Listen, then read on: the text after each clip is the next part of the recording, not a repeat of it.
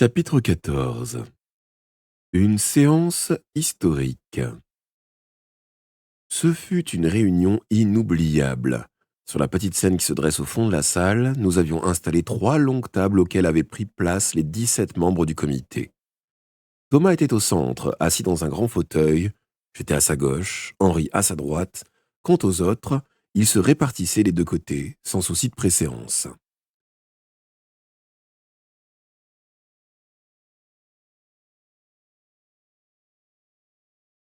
Les enfants étaient enthousiasmés par ce que nous avions réalisé. Dès l'ouverture des portes, ils se ruèrent dans la salle et se battirent pour occuper les premiers rangs. Il fallut de longues minutes pour obtenir un calme relatif. Et encore, ce fut grâce à Louis Keller qui, ayant découvert un gong derrière la scène, se mit à frapper dessus à coups redoublés. Le brouhaha s'abaissa peu à peu. S'apaisa peu à peu. Les strapontins cessèrent de claquer et chacun s'installa tant bien que mal. La salle était pleine à craquer. Derrière notre table, à la tribune, nous prenions tous des airs importants. Donc derrière notre table, à la tribune, nous prenions tous des airs importants. Louis Keller donna encore 3 coups de gong et Thomas se leva. On sentait qu'il y avait un peu le trac. Après quelques secondes de silence, il s'éclaircit la voix et commença à parler. « Mes amis, dit-il, nous sommes maintenant dépannés, en grande partie grâce à Manfred. Si tout va bien, nous devrions en sortir. Nous avons de nouveau de l'eau et de l'électricité. Ce soir, vous pourrez faire la lumière dans vos chambres et nous comptons prendre nos repas au Lion d'Or. Nous pourrons ainsi nous laver. Évidemment, ça ne fera pas plaisir à tout le monde. » Il y eut des rires dans la salle. « Mais cela ne suffit pas, poursuivit Thomas, d'une voix plus forte. Il va falloir que vous mettiez tous la main à la pâte, car nous devons remplacer nos parents dans toutes les activités. Si nous voulons réussir, il importe de ne pas perdre tout notre temps en discussions inutiles. Je vous demanderai donc tout de suite d'élire un président. »« Manfred et Thomas !» hurlèrent des enfants. « Manfred et Thomas !»« Je demande la parole !» criai-je dans la vacarme. Mais personne ne m'entendit. Louis Keller dut donner quelques violents coups de gong pour rétablir le calme.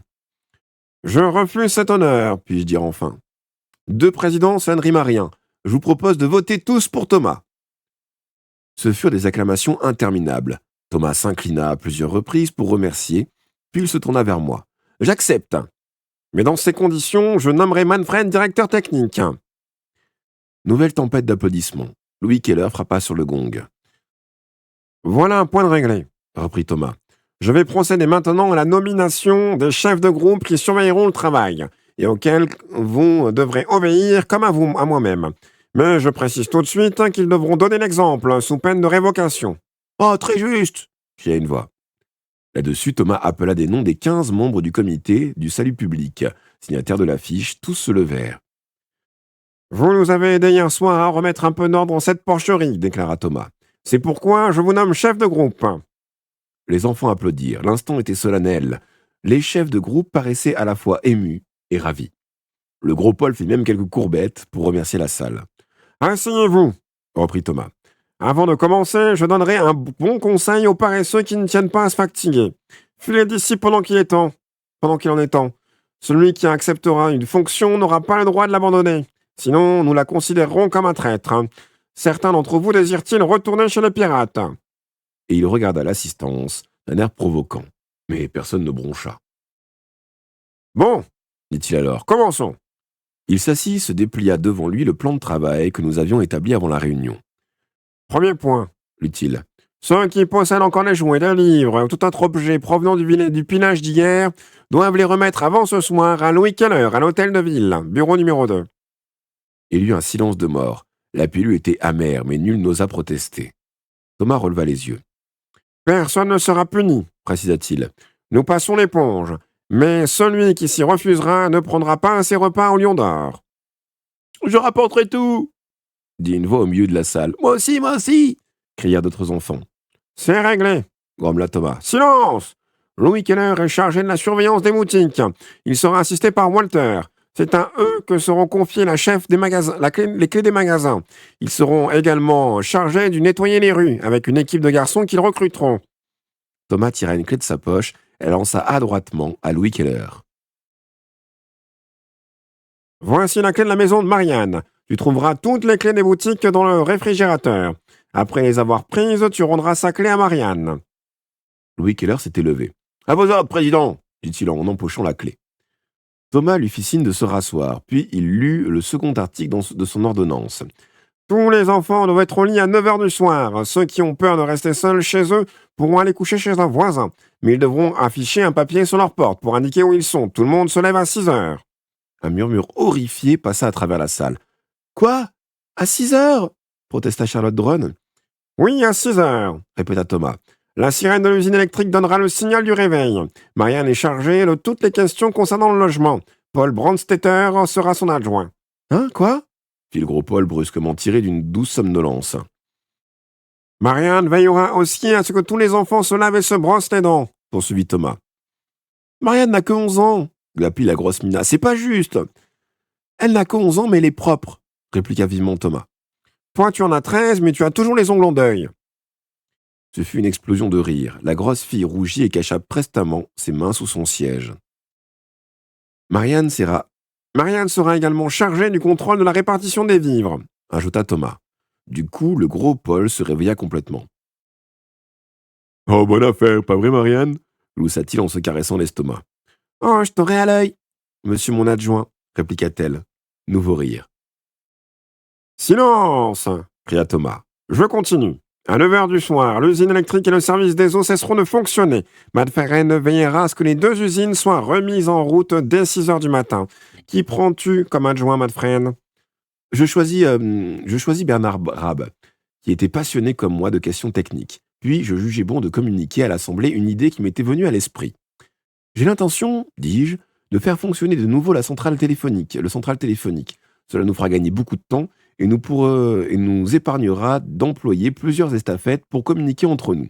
Paulette et Charlotte seront nommées téléphonistes et feront le service par roulement. Et la séance continua ainsi. Pendant plus d'une heure, nous attribuâmes des fonctions aux uns et aux autres en tenant compte des compétences. Il fut décidé que Thomas et moi, nous nous installerions dans le bureau du maire. On établit l'emploi du temps de la journée, on fixa l'horaire des repas pour les divers groupes, après quoi on nomma Erna Schlutter, intendante du Lion d'Or. Elle recruta sur le champ 6 cuisinières, et comme l'heure avançait, les filles quittèrent la salle au milieu des applaudissements pour aller préparer le déjeuner. Les 3 fils du boulanger de la rue Saint-Michel, ainsi que Fred Bollner, furent également chargés de préparer une fournée. Peu à peu, l'assistance devenait houleuse. Il faisait très chaud dans la salle, les enfants commençaient à avoir faim, et certains n'étaient qu'à demi ravis de ce programme de travail intensif qui leur faisait maintenant regretter l'absence de leurs parents. Presque à chaque instant, Louis Keller devait frapper sur le gong pour obtenir le silence. Une nouvelle fois, Thomas venait de prendre la parole lorsqu'un caillou vola par la fenêtre ouverte et tomba au pied de la scène.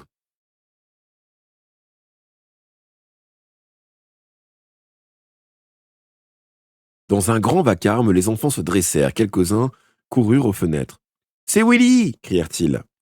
Je m'étais précipité moi aussi, juste à temps pour voir le garnement disparaître au coin de la place. « On lui court après ?» proposèrent certains, mais je les en empêchai. À ce moment, je m'aperçus avec surprise que le caillou était enveloppé dans un papier. Fred l'avait ramassé et le retendait à Thomas. Celui-ci déplia le papier, y jeta les yeux, puis se mit à rire. « Ha ha !» fit-il. « Les pirates s'énervent, écoutez-moi donc ce passage. » Et il lut le texte à haute voix. « Aux idiots réunis à l'hôtel de ville. Vous n'êtes que de sombres crétins. Tous vos laïus ne valent pas 2 sous. La vengeance approche et les ânes du comité du salut public peuvent se préparer à une belle dégelée. Nous tannerons la peau de Thomas pour lui apprendre à faire son malin. Les traîtres doivent immédiatement revenir parmi nous, sinon ils seront punis comme ils le méritent par notre tribunal. Le chef des pirates, Oscar. » J'avais lu par-dessus l'épaule de mon ami. Le texte était écrit au crayon rouge.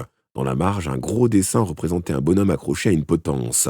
À côté, on avait griffonné « Thomas » avec une flèche qui indiquait le pendu. Thomas froissa le papier et le jeta par terre. Puis, il reprit sa place à la tribune. Le silence se fit. « Mes amis, dit-il, les pirates nous menacent, mais nous allons leur rabattre le caquet.